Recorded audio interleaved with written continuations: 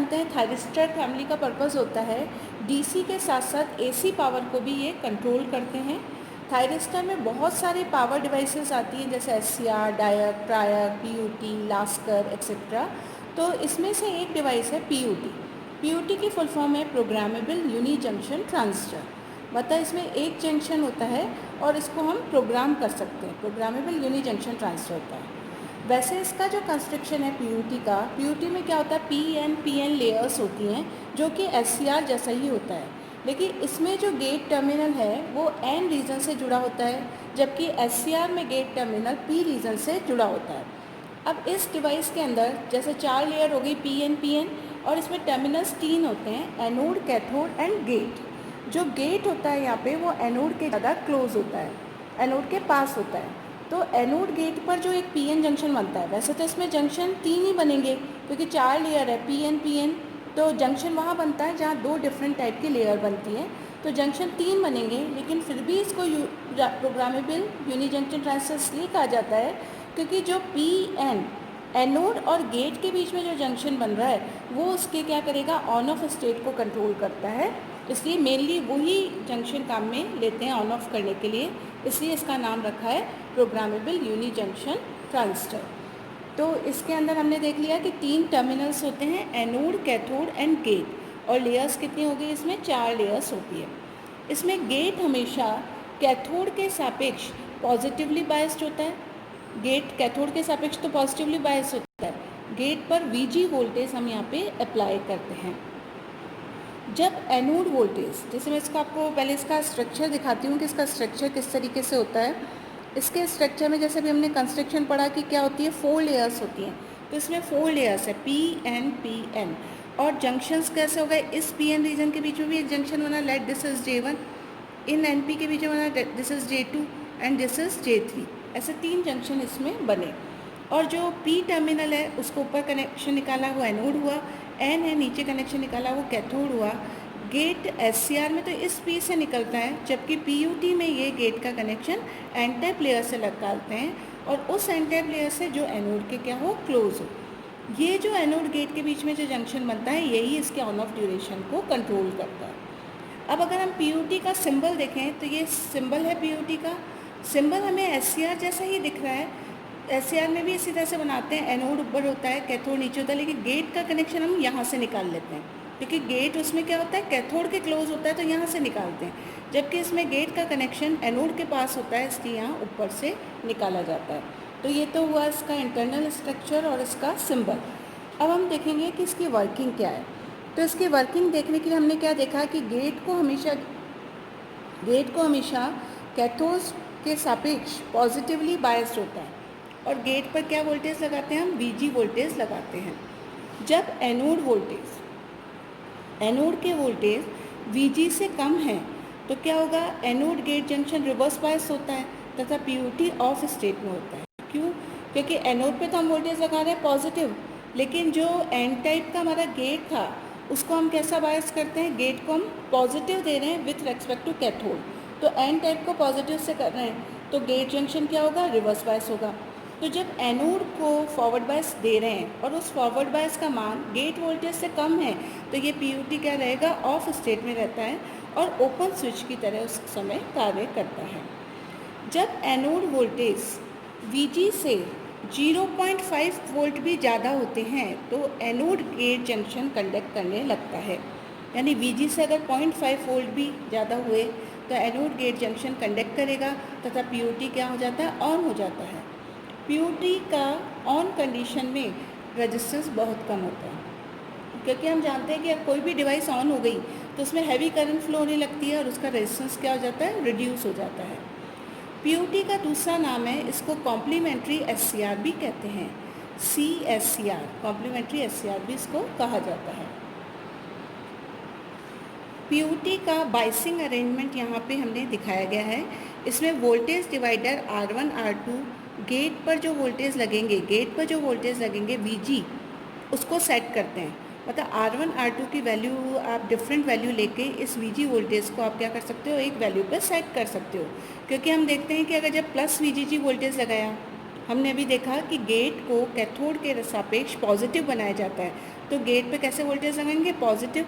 ये VGG voltage किसके सापेक्ष लगाए हैं, कैथोड के सापेक्ष लगाए हैं। इस VGG के कारण R1 R2 में करंट फ्लो होगी और R2 के अक्रॉस क्या होंगे, वोल्टेज ड्रॉप होंगे। ये वोल्टेज कहलाते हैं VG वोल्टेज। इसमें अपर टर्मिनल पॉजिटिव, लोअर नेगेटिव, क्योंकि इसमें करंट क्यों फ्लो होगी, तो इसका ऊपर वाला टर्मिनल पॉजिटिव होगा और नीचे वाला क्या होगा, नेगेटिव होगा। तो VG भी ऊपर पॉजिटिव और नीचे नेगेटिव होंगे। तो इसमें हमने क्या करा कि R1 R2 का क्या पर्पज़ है वोल्टेज डिवाइडर का, कि गेट पे वोल्टेज को फिक्स करना, और ये एक्सटर्नली हम लगाते हैं। अब एनोड और कैथोड के बीच में एक बैटरी लगा दी हमने EDC।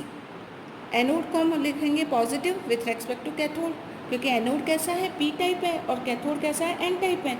तो ये फॉरवर्ड बायस कब होगा, जब एनोड को हम किससे कनेक्ट करें, पॉजिटिव से, और कैथोड को हमने कनेक्ट कर दिया नेगेटिव से। तो अगर EDC वोल्टेज, ये जो एनोड के वोल्टेज हैं, इनका मान अगर VG से कम होता है, इस VG से कम होता है, तो ये PUT क्या रहता है, ऑफ रहता है। ऑफ कंडीशन में क्या होगा, इसमें फ्लो होने वाली करंट IA, जो करंट है हमारी IA करंट की वैल्यू क्या रहेगी, 0 रहेगी, क्योंकि ये डिवाइस ऑफ है। तो एनोड टू कैथोड कोई भी करंट इसमें फ्लो नहीं होगी। सारा EDC वोल्टेज कहाँ, अब जो ये करंट 0 रहेगी तो ये EDC वोल्टेज कहाँ ड्रॉप हो गए, सारे के सारे एनोड से कैथोड के बीच में। हम ये जानते हैं कि कोई भी डिवाइस अगर ऑफ कंडीशन में है तो उसका रेजिस्टेंस बहुत ज़्यादा होता है और सारे वोल्टेज उसी पे ड्रॉप हो जाते हैं, और जब वो डिवाइस कंडक्ट करने लगती है तो उसका रेजिस्टेंस क्या हो जाता है, रिड्यूस हो जाता है, और उसके अक्रॉस वोल्टेज ड्रॉप भी कम हो जाते हैं। तो जब ये ऑफ कंडीशन में है तो EDC वोल्टेज सारे एनोड से कैथोड के बीच में क्या हो जाएंगे, ड्रॉप हो जाएंगे। अब यदि EDC वोल्टेज की वैल्यू VG से 0.5 वोल्ट भी बढ़ती है तो ये डिवाइस ऑन हो जाती है। मीन्स अभी गेट जो है वो तो रिवर्स बायस है, क्योंकि गेट है N टाइप और उसको अपन ने पॉजिटिव से कनेक्ट किया है, तो अभी एनोड के और गेट जंक्शन कैसा है, रिवर्स बायस है। जब एनोड के वोल्टेज इससे 0.5 भी ज़्यादा हो जाते हैं, यानी फॉरवर्ड बायस का मान ज़्यादा हो जाता है, तो ये डिवाइस क्या हो जाती है, ऑन हो जाती है, PUT ऑन हो जाता है। ऑन स्टेट में क्या होता है, इस डिवाइस का रेजिस्टेंस रिड्यूस हो जाता है और एनोड से कैथोड के बीच में वोल्टेज ड्रॉप कम हो जाते हैं।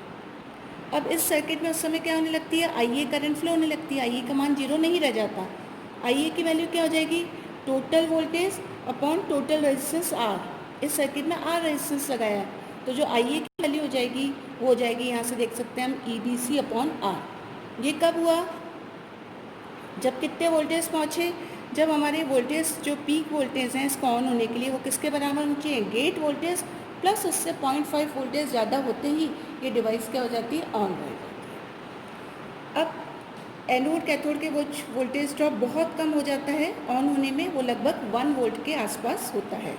PUT ऑन रहता है जब तक कि IA का मान, जो इसमें फ्लो होने वाली एनोड टू कैथोड करंट है, इसका मान वैली करंट से कम नहीं हो जाता, तब तक ये डिवाइस क्या रहती है, ऑन रहती है। तो अभी हम इसके ऑन कंडीशन और ऑफ कंडीशन को एक बार वापस देखते हैं। ये जो मैंने डायग्राम बनाया है ये किसके लिए है, जब PUT क्या है, ऑफ होता है। तो ऑफ स्टेट में हम देखेंगे, ऑफ स्टेट कब थी, जब EDC वोल्टेज का मान VG वोल्टेज से क्या था, कम था। इस समय ये डिवाइस ऑफ थी, तो इस समय VG की वैल्यू कितनी होगी, गेट पे कितने वोल्टेज लगेंगे, VG की वैल्यू निकाल सकते हैं हमने ये देखा, अभी अपन ने ऊपर डायग्राम में देखा था कि जो अपना VGG वोल्टेज है ये R1 और R2 के अक्रॉस ड्रॉप हो रहे हैं। तो R2 पे वोल्टेज कैसे निकालेंगे, पहले हम इस सर्किट की करंट निकालेंगे। इस सर्किट में फ्लो होने वाली करंट I बराबर क्या होगी, VGG upon R1 plus R2, total voltage upon total resistance. अब अगर हम R2 के अक्रॉस ड्रॉप निकालें तो क्या हो जाएगा, करंट मल्टीप्लाई बाय R2। तो हमने करंट की वैल्यू क्या आएगी, अब यहाँ पे देखें तो हमने डायरेक्ट लिखा है कि करंट की वैल्यू क्या आएगी, करंट की वैल्यू आएगी VGG upon R1 plus R2, ये तो हो गया हमारा करंट। अब इसको अगर हम R2 से मल्टीप्लाई करें तो ये क्या वोल्टेज देंगे, VG वोल्टेज देंगे। ये कब होगा, ऑफ स्टेट कब होगी, हमने कंडीशन पढ़ी है, जब एनोड से कैथोड के वोल्टेज पीक वोल्टेज से कम होंगे।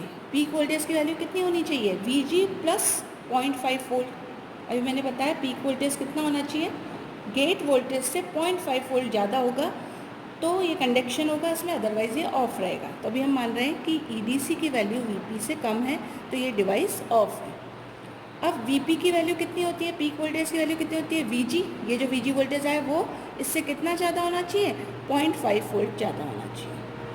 ऑफ स्टेट में हम जानते हैं कि पीयूटी का रेजिस्टेंस बहुत हाई होता है, तो एनोड से कैथोड के पे जो वोल्टेज ड्रॉप होते हैं वो टोटल बैटरी वोल्टेज के बराबर होते हैं, क्योंकि रिवर्स बायस में डिवाइस का रेजिस्टेंस बहुत हाई होता है, तो जितनी भी बैटरी वोल्टेज लगाए हैं वो सारे के सारे उस पर ड्रॉप हो जाते हैं।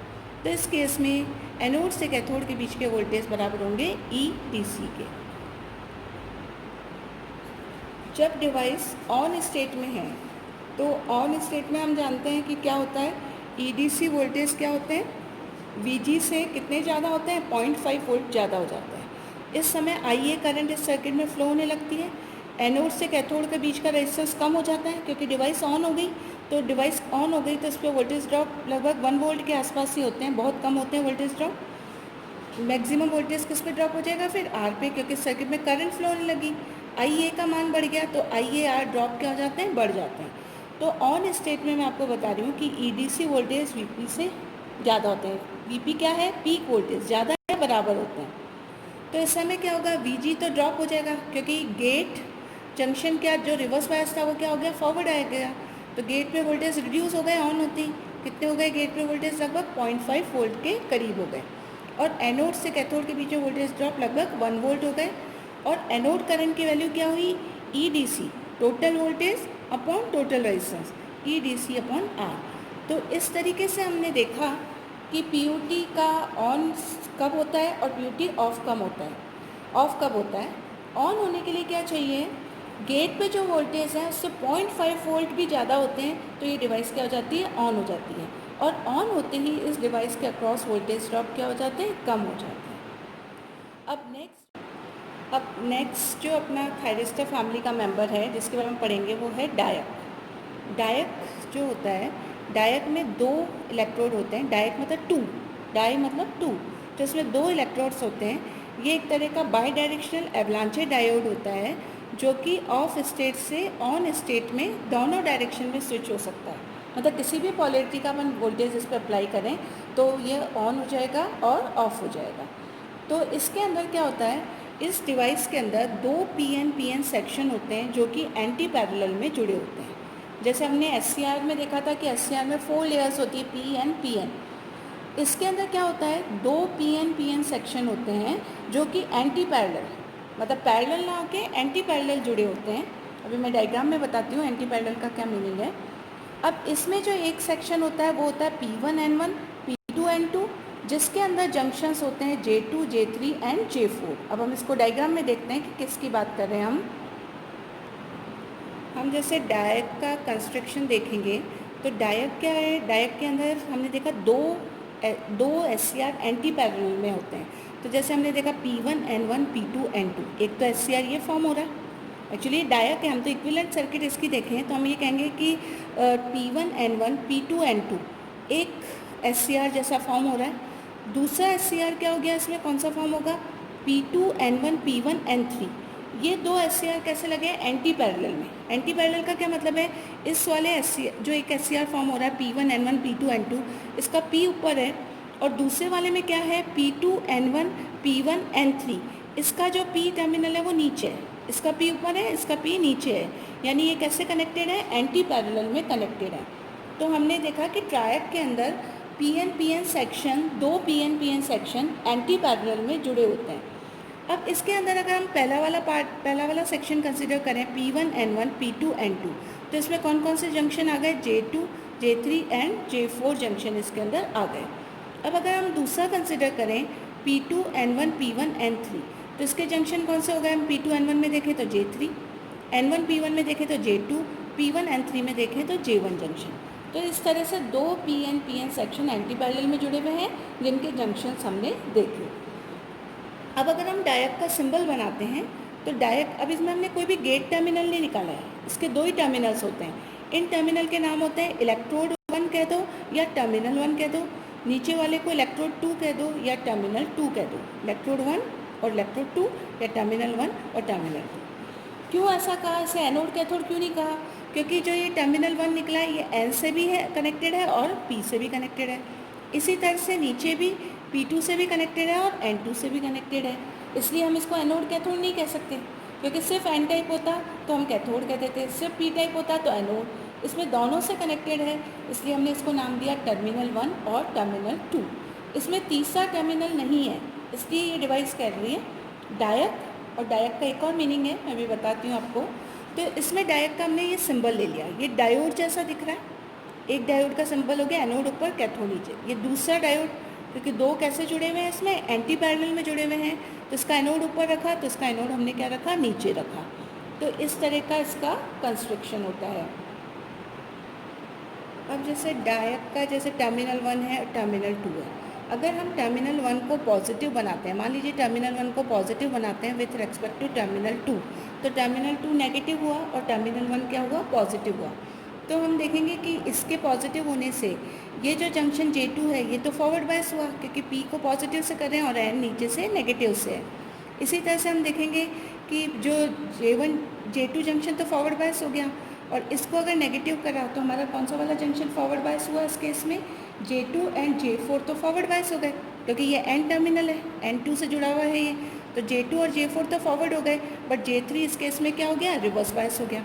यानी हम ये देखें कि terminal 1 is positive and terminal 2 is negative था, तो J2 and J4 are forward bias, जबकि J3 जो है हमारा वो कैसा है, रिवर्स बायस है। इसके अलावा हम ये देखेंगे कि यहाँ पे जो N3 और P1 बन रहा है, यानी J1 जंक्शन है वो भी क्या है, रिवर्स बायस है। तो हम कह सकते हैं कि J3 एंड J1 क्या है, इस समय रिवर्स बायस है। कब, जब terminal 1 is positive with respect to terminal 2, इस केस में ये कंडीशन आ रही है। अब क्या होगा, ये रिवर्स बायस होने से हम देखेंगे इस सर्किट में करंट फ्लो नहीं होगी, क्योंकि दो जंक्शन फॉरवर्ड बायस हैं और दो जंक्शन रिवर्स बायस हैं। तो जब इनिशियली करंट फ्लो होगी तो वो सिर्फ माइनॉरिटी के कारण होगी, और उसका मान क्या होगा, बहुत कम होगा, उस करंट की वैल्यू बहुत कम होगी। जब वोल्टेज को हम इंक्रीज़ करते हैं, कहाँ, टर्मिनल 1 और टर्मिनल 2 के वोल्टेज को जब इंक्रीज़ किया जाता है तो इन जो रिवर्स जंक्शन है इनका एवलांचे ब्रेकडाउन होता है, स्पेशली J3 का। J3 क्योंकि हम अभी जो कंसिडर कर रहे हैं वो कौन सा वाला पार्ट कर रहे हैं, कौन सा सेक्शन कर रहे हैं, P1 N1 P2 N2, तो J1 का हमें इतना फ़र्क नहीं पड़ता, हमें कौन सा चाहिए, J3 जो जंक्शन है वो फॉरवर्ड बायस होना चाहिए। तो जब हम टर्मिनल 1 पे वोल्टेज टर्मिनल 2 के रेस्पेक्ट में बढ़ाते हैं तो क्या होता है, एवलांचे ब्रेकडाउन होता है J3 का, और इस डिवाइस में करंट फ्लो होना बढ़ जाता है, यानी बहुत हाई वोल्टेज पे इसमें करंट का फ्लो स्टार्ट हो जाता है। अब ये जो करंट जो है वो किस सेक्शन में फ्लो होगी, इस P1 P2 N2, यानी राइट हैंड साइड में हमारे दो सेक्शन है, P1 N1 P2 N2, और दूसरा है P2 N1 P1 N3। तो अभी करंट इस वाले पार्ट में फ्लो होना स्टार्ट हो जाएगी, क्योंकि इधर का ये जंक्शन J1 तो अभी भी क्या है, रिवर्स बायस है। अब क्योंकि ये वाले पार्ट का रेजिस्टेंस डिक्रीज़ हो गया इस जंक्शन का ब्रेकडाउन होते ही, तो जबकि लेफ्ट हैंड साइड अगर हम देखें तो लेफ्ट हैंड साइड में हमको क्या दिख रहा है कि J1 अभी भी क्या है, रिवर्स बायस है। तो J1 क्या करता है, इसमें फ्लो होने वाली करंट को अपोज करता है। तो जो करंट है हमारी, उसको इस लेटरल रेजिस्टेंस को जो J1 इंट्रोड्यूस कर रहा है उसको भी ओवरकम करना होता है। केवल इस J3 के कारण ही रेजिस्टेंस डेवलप नहीं हो रहा, J1 भी करंट के फ्लो में रेजिस्टेंस डेवलप कर रहा है। तो हमें क्या करना होता है, जो करंट फ्लो होगी उसको इस लेटरल रेजिस्टेंस जो J1 के कारण उत्पन्न हुआ है इसको भी ओवरकम करना पड़ेगा। तो जब वोल्टेज का मान बढ़ाएंगे तो करंट क्या होगी, बढ़ने लगेगी। एक बार करंट बढ़ गई उसके बाद क्या होता है कि डिवाइस ऑन होने पे डिवाइस का रेजिस्टेंस क्या हो जाता है, कम हो जाता है। तो इस डिवाइस पे वोल्टेज ड्रॉप कम हो जाते हैं, और वोल्टेज ड्रॉप कम हो गए तो इसमें वोल्टेज तो कम हो गए लेकिन करंट क्या होने लगी, तेज़ी से बढ़ने लगी। तो इस तरीके से ये वर्क करता है जब टर्मिनल 1 पॉजिटिव हो और टर्मिनल 2 नेगेटिव हो। अब हम नेक्स्ट केस में कंसिडर करते हैं कि अभी तो हमने क्या करा था, टर्मिनल 1 पॉजिटिव था और टर्मिनल 2 नेगेटिव था। अगर हम उल्टा करें, अब जो टर्मिनल 1 है वो नेगेटिव है और टर्मिनल 2 जो है उसको हम बैटरी के किससे कनेक्ट कर रहे हैं, पॉजिटिव से। तो इस केस में क्या होगा, अब हमारा ऊपर जब टर्मिनल नेगेटिव हो गया और नीचे वाला टर्मिनल क्या हो गया, पॉजिटिव हो गया, तो हमारा कौन सा वाला वर्क करने लगेगा, PN सेक्शन कौन सा वर्क करेगा, P2 N1 P1 N3। अब ये वाला पार्ट आ जाएगा P2 N1 P1 N3। तो इस पार्ट में हम देखें तो अगर नीचे वाला टर्मिनल अपना पॉजिटिव है और ऊपर नेगेटिव है तो कौन कौन से जंक्शन फॉरवर्ड बायस होंगे इसमें, इस केस में अगर हम देखेंगे तो अगर P2 क्या है, पॉजिटिव से कनेक्ट है नीचे होने से, तो J3 जंक्शन फॉरवर्ड बायस होगा, और N3 किससे कनेक्ट है, नेगेटिव से है, तो J1 फॉरवर्ड बायस होगा। तो इसमें हम कहेंगे कि J1 एंड J3 ये दो जंक्शन तो हमारे क्या होंगे, फॉरवर्ड बायस होंगे। J1 and J3 junction forward bias होंगे। और रिवर्स बायस कौन सा होगा, जैसे हमको दिख रहा है कि हम ऊपर वाले टर्मिनल को क्या कर रहे हैं, हम अब नेगेटिव कर रहे हैं, और नीचे वाले टर्मिनल को हम किससे कनेक्ट कर रहे हैं, पॉजिटिव से कर रहे हैं। तो इस समय हमारा जंक्शन जो रिवर्स बायस हो जाएगा वो कौन सा हो जाएगा, J2 जंक्शन रिवर्स बायस हो जाएगा। तो J2 रिवर्स होगा। इसके अलावा लेटरल साइड भी कुछ होगा क्या, अभी था हमारा right hand side current flow हो रही थी। नेक्स्ट केस में जब ये ऊपर नेगेटिव नीचे पॉजिटिव होगा तो कौन से भाग में करंट फ्लो होगी, P2 N1 P1 N3, यानी लेफ्ट हैंड साइड पार्ट में। लेकिन इधर देखें तो हम कौन सा जंक्शन इससे रिवर्स बायस है, यहाँ पे और हमारा जो जंक्शन रिवर्स बायस है हम उसकी लिख देंगे कि ये जंक्शन रिवर्स बायस होंगे। तो अभी मेन जो PN सेक्शन है उसमें तो कौन सा है, J2 रिवर्स बायस है। लेटरल साइड देखें तो हमारा J4 भी रिवर्स बायस होगा, तो हमने दो लिख दिए, J2 and J4 reverse bias. अब इसमें भी यही होगा कि टर्मिनल 2 पॉजिटिव है विथ रेस्पेक्ट टू टर्मिनल 1। तो इस समय हम देखेंगे कि स्टार्टिंग में तो हमारे दो जंक्शन रिवर्स बायस हैं और दो जंक्शन फॉरवर्ड बायस हैं। तो स्टार्टिंग में तो इसमें करंट क्या होगी, बहुत कम फ्लो होगी। फिर हम वोल्टेज का मान बढ़ाते जाएंगे तो एक स्टेज ऐसी आएगी कि जंक्शन J2 का हमारा क्या होगा, एवलांचे ब्रेकडाउन होगा। एवलांचे ब्रेकडाउन होगा जंक्शन J2 का। एवलांचे ब्रेकडाउन होने से क्या होगा, इस सर्किट में बहुत हैवी करंट फ्लो होने लगेगी और डायोड के अक्रॉस वोल्टेज ड्रॉप क्या हो जाएंगे, कम हो जाएंगे, और ये डिवाइस ऑन हो जाएगी। तो यहाँ हमने देखा कि मेन टर्मिनल 1 को पॉजिटिव बनाए या नेगेटिव बनाए, दोनों की केस में करंट फ्लो हो रही है, लेकिन वोल्टेज अपने को क्या लगाने पड़ रहे हैं, हाई लगाने पड़ रहे हैं। वोल्टेज हाई लगाने से क्या हो रहा है, जो जंक्शन रिवर्स बायस रह रहा है उसका ब्रेकडाउन हो रहा है और करंट क्या हो रही है, तेज़ी से फ्लो हो रही है। तो हम ये देख सकते हैं कि जो हमने डायोड काम में लिया है, डायोड क्या है, एक तरह की बाई डायरेक्शनल डिवाइस हो गई। ये दोनों डायरेक्शन में कंडक्ट कर रहा है, चाहे मेन टर्मिनल 1 पॉजिटिव हो या नेगेटिव हो। तो डायोड इज अ, हम कह सकते हैं बाई डायरेक्शनल डिवाइस है ये, it's a by directional device. अब डायोड की अगर हम बात करें तो डायोड जो है वो दो शब्दों से मिलकर बना है। डायोड का मतलब होता है डायोड और AC। DI रिप्रेजेंट करता है यहाँ पे डायोड को, एंड दूसरा शब्द है AC। यानी क्या होगा, इसका क्या मतलब है, it can work on AC। अभी हमने देखा पॉजिटिव हाफ साइकिल में भी कंडक्ट कर रहा है, ये नेगेटिव हाफ में भी कर रहा है। तो यानी वो डायोड जो AC पे वर्क कर सकता है उसे हम कहते हैं डायोड। वैसे हमने जो सिंपल PN डायोड्स पढ़े थे तो PN डायोड AC पे वर्क नहीं करते, वो सिर्फ पॉजिटिव हाफ के लिए कंडक्ट कर रहा था या फिर नेगेटिव हाफ के लिए कंडक्ट करेगा, जिस हिसाब से आपने पोलैरिटी से लगाया है उसके अकॉर्डिंग। लेकिन ये वाला जो डायोड है, यानी ये वाला जो डायोड है वो AC पर भी वर्क करता है, इसलिए इसे क्या बोला जाता है, डायोड बोला जाता है। अब हम देखेंगे कि डायोड की कैरेक्टरिस्टिक्स किस तरीके की होती है। डायोड के अगर VI कैरेक्टरिस्टिक्स देखें तो एक्स एक्सिस पे हमने वोल्टेज ले लिया और वाई एक्सिस पे हमने क्या ले ली, करंट ले ली। तो अब वोल्टेज और करंट में हम देखेंगे कि इनिशियली तो करंट बहुत कम फ्लो होती है, ये जो फ्लो हो रही है ड्यू टू माइनॉरिटी कैरियर्स हो रही है। स्टार्टिंग में तो इसको ऑन होने के लिए क्या है, ब्रेकडाउन होने के लिए हाई वोल्टेज चाहिएंगे। इतने हाई वोल्टेज पर, इस वोल्टेज पर इसका क्या होता है, ब्रेकडाउन होता है। तो जब ब्रेकडाउन होने के बाद क्या होता है, डिवाइस का रेजिस्टेंस डिक्रीज़ होता है, उसके अक्रॉस वोल्टेज ड्रॉप कम हो जाते हैं और करंट क्या होती है, तेज़ी से बढ़ने लगती है। तो इस तरह की इसमें कैरेक्टरिस्टिक्स आती है। कब, जब मेन टर्मिनल 1 पॉजिटिव हो और मेन टर्मिनल 2 नेगेटिव हो। सो मेन टर्मिनल ना कह के हम सिर्फ नाम देंगे टर्मिनल 1 एंड टर्मिनल 2। जब हमने उल्टा कराया, यानी टर्मिनल 1 को नेगेटिव बनाया और टर्मिनल 2 को पॉजिटिव बनाया, तो उस केस में जो कैरेक्टरिस्टिक्स आएगी वो थर्ड क्वाड्रेंट में आएगी। और उसमें भी यही होगा कि इनिशियली तो करंट कम फ्लो होगी, due to minority carriers flow होगी। फिर ब्रेकडाउन होगा, एक जंक्शन रिवर्स बायस था, उसका एवलांचे ब्रेकडाउन हुआ। ब्रेकडाउन होने पर डिवाइस का रेजिस्टेंस डिक्रीज़ हुआ और करंट उसमें क्या होने लगी, तेज़ी से बढ़ने लगी। तो इस तरह की कैरेक्टरिस्टिक्स आएगी डायोड की। तो आज के लेक्चर में हमने PUT के बारे में देखा कि PUT क्या होता है, उसकी वर्किंग, कंस्ट्रक्शन देखा, तथा डायोड किस प्रकार वर्क करता है, उसका कंस्ट्रक्शन क्या है, इसके बारे में स्टडी किया। Thank you.